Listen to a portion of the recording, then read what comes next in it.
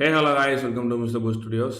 போன வீடியோவில் நம்மளோட டேட்டா பேஸ்க்குள்ளே ஒரு வேல்யூவை எப்படி இன்சர்ட் பண்ணுறது, ஒரு டேட்டாவை எப்படி இன்சர்ட் பண்ணுறது அப்படின்றத பற்றி பார்த்துருப்போம். அதாவது த்ரெட் ஆப்ரேஷன்ஸில் கிரியேட் அப்படின்ற ஒரு ஆப்ரேஷன்ஸ் பற்றி பார்த்துருப்போம். ஸோ அதில் பார்ட் 1 அந்த வீடியோவில் பார்த்துருப்போம். அது என்னன்னா நம்மளோட பிஸ்னஸ் லாஜிக் எல்லாமே அதில் ஹேண்டில் பண்ணியிருப்போம்.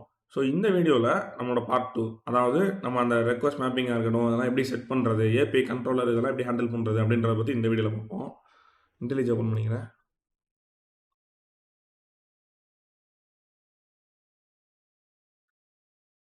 ஸோ ஃபஸ்ட்டு நம்மளோட கஸ்டமர் கண்ட்ரோலர் ஓப்பன் பண்ணிக்கிறேன். ஸ்டூடெண்ட் கண்ட்ரோலரில்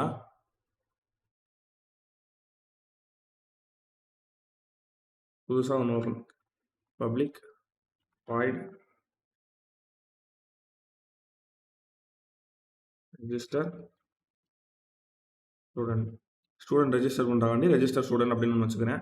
ஸோ போன வீடியோவில் நம்ம புதுசாக ஒரு கிளாஸ் கிரியேட் பண்ணியிருந்திருப்போம். அது என்னென்னா ஸ்டூடெண்ட் ரெஜிஸ்டர் ரெக்வஸ்ட் அப்படின்ட்டு. ஸோ இதில் ஸ்டூடெண்ட் ரெக்வஸ்ட் அப்படின்றத கொடுத்துட்டு திருப்பி அதே இது ஸ்மால் கேஸில் ஒன்று கிரியேட் பண்ணிக்கிறேன். Next student service dot add customer அப்படி ஆட் ஸ்டூடெண்ட் அப்படின்றதையும் கொடுத்துருப்பேன். ஸோ ஆட் ஸ்டூடெண்ட்டு உள்ளே வந்து இந்த பாஸ் பண்ணி விட்டுணும் வந்ததை. ஓகேவா? ஸோ இதில் போய் பார்த்தீங்கன்னா உங்களுக்கு தெரிஞ்சிருக்கும். ஸோ ஆட் ஸ்டூடெண்ட்டில் இருந்த ரெக்வஸ்ட் பாஸ் பண்ணி நம்ம வந்து ஆல்ரெடி ஒரு இமெயில் இருக்குது அப்படின்றத செக் பண்ணுவோம். அப்படி இல்லைன்ட்டா இன்சர்ட் ஸ்டூடெண்ட் அந்த இது கொடுப்போம். ஸோ அந்த இதுக்காண்டி தான் இங்கே நடக்குது இதில். ஸோ ஸ்டூடெண்ட் கண்ட்ரோலரில் பார்த்தீங்கன்னா இப்படி இருக்கும். ஸோ அடுத்து இதுக்கு நம்ம வந்து மேப்பிங் பண்ண போகிறோம். ஓகே, இங்கே போஸ்ட் மேப்பிங் போட்டுட்டு JPA/v1/students அப்படின்றத வச்சுக்குவோம். ஸோ இப்போ உங்களுக்கு எல்லாருக்குமே தெரிஞ்சிருக்கும், நம்ம அதிகமாக ஜாவாவில் ஆப்ஜெக்ட் ஒன்று யூஸ் பண்ணுவோம். இந்த மாதிரி ஒவ்வொரு இன்ஸ்டன்ஸ் எடுத்து யூஸ் பண்ணுவோம். இந்த மாதிரி ஒவ்வொன்றா பண்ணியிருப்போம். அது எதுக்குன்னா ஜாவாவில் அல்டிமேட் அந்த ஜாவாவோட யூசேஜஸ் எல்லாம் பார்த்தீங்கன்னா எதனால் இது அதிகமாக யூஸ் பண்ணுறாங்க அந்த மாதிரிலாம் பார்த்தீங்கன்னா நம்மளோட ஒரு பெஸ்ட் கோட் எப்படி இருக்கணும் அப்படின்ற மாதிரி பார்த்தீங்கன்னா கோட் ரிடண்டன்சி இருக்கக்கூடாது. திருப்பி ஒரே இதை யூஸ் பண்ணிகிட்டே இருக்கிற மாதிரியே இருக்கக்கூடாது. ஸோ அதுக்கு என்ன பண்ணலாம்னா இந்த இது இருக்குல்ல API v1 ஸ்டூடெண்ட்ஸ்ன்றது எல்லாத்துலேயுமே அதே தான் வருது. ஆனால் நம்ம திருப்பி அதை யூஸ் பண்ணிக்கிட்டே இருக்கோம் அந்த இதே. அப்போ இதுக்கு நம்ம என்ன பண்ணலாம்னா ரெக்வஸ்ட் மேப்பிங் அப்படின்னு ஒன்று இருக்குது, ஒரு annotation ரெக்வஸ்ட் மேப்பிங் அப்படின்றது. அந்த ரெக்வஸ்ட் மேப்பிங் என்ன கொடுக்கலாம்னா நம்ம இங்கே திருப்பி கொடுத்துட்டே இருக்கோம்ல ஒவ்வொரு இடத்துலையும், அதை அப்படியே எடுத்துகிட்டு கட் பண்ணிக்கிறேன். ஸோ இந்த இடத்துல கொடுத்துட்றேன்.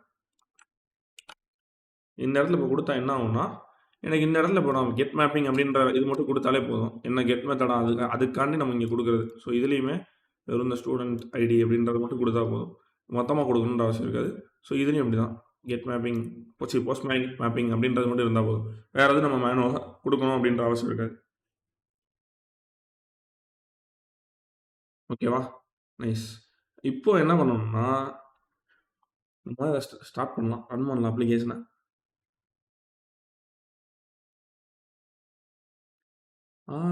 அதுக்கு முன்னாடி ஒரு சின்ன வேலை இருக்குது. ஸோ இதை க்ளோஸ் பண்ணிக்கிறேன். அதுக்கு பதிலாக நம்மளோட போஸ்ட் மேப்பிங் அப்படின்றதுனால, இது ஒரு போஸ்ட் கால் அப்படின்றதுனால நம்ம கிளையண்ட் சைட்லேருந்து பாடி ஒன்று சென்ட் பண்ணுவோம். ஸோ அதாவது JSON பாடி இந்த மாதிரி. ஸோ அதுக்காண்டி இங்கே என்ன பண்ணுறோம்னா ரெக்வஸ்ட் பாடி அப்படின்னு இருக்கும். ரெக்வஸ்ட் பாடி அப்படின்றத அனோட்டேட் பண்ணி வச்சுக்கிறோம். ஸோ என்ன பண்ணுதுன்னா அந்த இடத்துல இந்த ரெக்வஸ்ட் பாடி அப்படின்றதுல ஒரு பாடி அனுப்புவோம்ல நம்ம. நீங்கள் HTTP அந்த இது பார்த்துருந்தீங்கன்னா தெரியும், அந்த வீடியோ பார்த்துருந்தீங்கன்னா தெரியும்.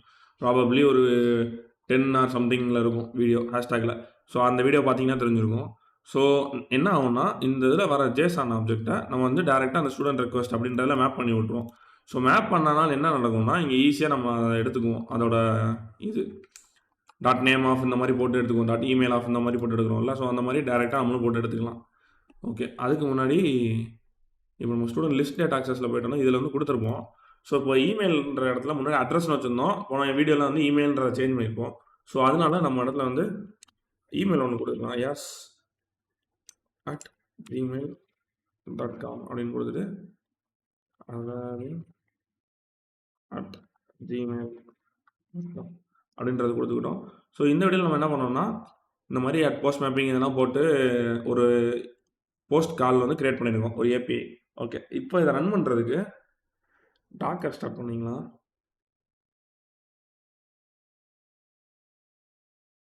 டாக்கர்ல தான் நம்மளோட போஸ்ட்கிரஸ் வச்சுருக்கோம். ஸோ, அதனால அத ஓப்பன் பண்ணி ஸ்டார்ட் பண்ணிக்கலாம். நம்ம கமாண்ட்லேயும் ரன் பண்ணலாம். சரி ஓகே. எதுக்கு அப்படின்ட்டு நான் இதில் ரன் பண்ணுறேன். ரன் பண்ணா ரன் ஆக ஆரம்பிச்சிருச்சு. ஸோ, இப்போ போயிட்டு இதில் போயிட்டு இதில் வந்து கரண்ட் ஃபைல் அப்படின்றத கொடுத்து மெயின் கிளாஸ் ஓப்பன் பண்ணிக்கலாம். மெயின் கிளாஸில் வச்சு ரன் பண்ணிக்கலாம்.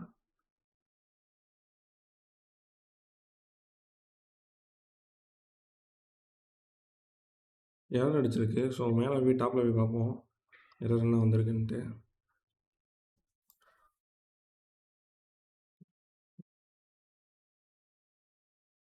Exist students by mail. No property mail found for type. Student did you main email அப்படின்ற மாதிரி கேட்குது. ஓகே. இப்போ இங்கே என்ன பிரச்சனைனா ஸ்டூடெண்ட் ரெபாசிட்டரி போனோம்னா உங்களுக்கு தெரியும். ஸ்டூடெண்ட் ரெபாசிட்டரி போயிட்டு எக்ஸிஸ்ட் ஸ்டூடெண்ட்ஸ் பை மெயில் அப்படின்ட்டு இது ஆட்டோமேட்டிக்காக எக்ஸிஸ்ட் ஸ்டூடெண்ட்ஸ் பை மெயில்னு நம்ம வச்சுருக்கோம். பட் நம்மகிட்ட வந்து மெயிலுன்ட்டு எந்த ஒரு இதுவுமே இருக்காது. லைக் இப்போ எந்த ஒரு ப்ராப்பர்ட்டியுமே இருக்காது. ஸோ, அதனால் அது வந்து மெயில்னு எடுத்து செக் பண்ணுறதுனால பிரச்சனை ஆகுதுன்னு நினைக்கிறேன். ஓகே. ஒரு ரீஃபேக்டரில் போயிட்டு ரீநேம் அப்படின்னு பண்ணிவிட்டு மெயிலுக்கு முன்னாடி கேப்ஸ் போட்டு ஸ்மாலில் போட்டு என்டர் தட்டி பார்க்கலாம்.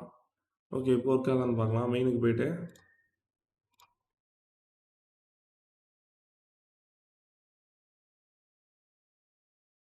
இப்போ எரர் வரல. அப்போது அந்த நேமிங்கில் தான் பிரச்சனை. அந்த இடத்துல ப்ராப்பர்ட்டியோட நேமிங்கில் வந்து கடைசியில் எண்டார மாதிரி வச்சுக்கோங்க.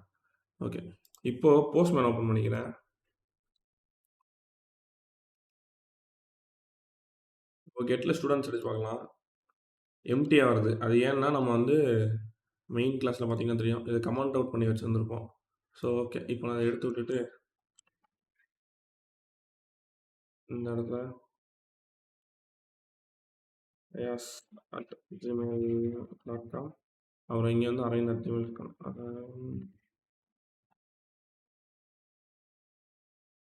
arain@gmail.com அப்படின்றத கொடுத்துட்டு ரீரன் பண்ணலாம். ஸ்டாப் அண்ட் ரீரன் அப்படின்றத கொடுத்தோம்னா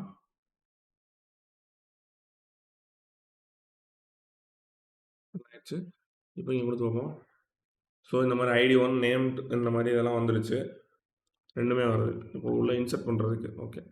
இப்போ பேஸ்ட் பண்ணிவிட்டு இது வந்து போஸ்ட் காலாக வச்சுட்டு பாடி வந்துட்டு ராவில் வச்சுட்டு ஜேசான் இதை அனுப்ப போகிறோம். ஓகே. ஜேசான் வச்சு ஸோ, இந்த இடத்துல இந்த இதை காப்பி பண்ணிக்கிறேன். பாடியில் பேஸ்ட் பண்ணிக்கிறேன். ஓகேவா? இதை கொடுத்தீங்கன்னா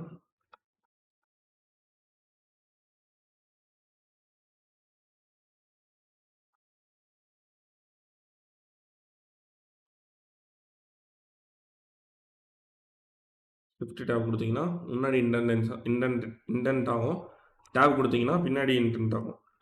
இண்டென்ட் பண்ணிட்டு ஸோ, இந்த இடத்துல நமக்கு ஐடி தேவையில்லை. இப்போது ஐடி தேவையில்லாதனால இதை அப்படி எடுத்து விட்டுட்டு நேம் அப்படின்ற இடத்துல ஐபி அப்படின்னு வச்சுக்கிறேன். ஸோ, இந்த இடத்துல ஐபி ஸ்டாண்டர்ட் வந்து 3rd ஸ்டாண்டர்ட் படிக்கலாம் அப்படின்னு வச்சுக்கிறேன். ஓகே. இப்போ இதை சென்ட் கொடுத்தோம்னா ஸ்டேட்டஸ் 200 ஓகே ஆயிடுச்சு.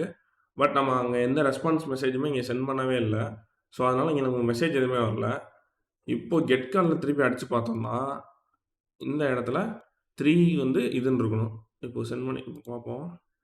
3 அப்படின்றது இருந்துச்சுன்னா நம்மளோட போஸ்ட் கால் வந்து சக்ஸஸ்ஃபுல்லாக ஒர்க் ஆகுது அப்படின்னு அர்த்தம். அப்போது இங்கே கரெக்டாக ஒர்க் ஆகுது. ஏன்னா ஐடியே நம்ம இந்த இடத்துல கொடுக்கலன்னா ஐடி வந்து ஆட்டோமேட்டிக் ஜென்ரேட்டட் ஃபீல்டாக வச்சுருக்கோம். ஸோ, அதனால் கொடுக்கல. Name email standard okay. 3மே ஒர்க் ஆகுது. நம்ம ஒரு எரர் மெசேஜ் கொடுத்துருப்போம்.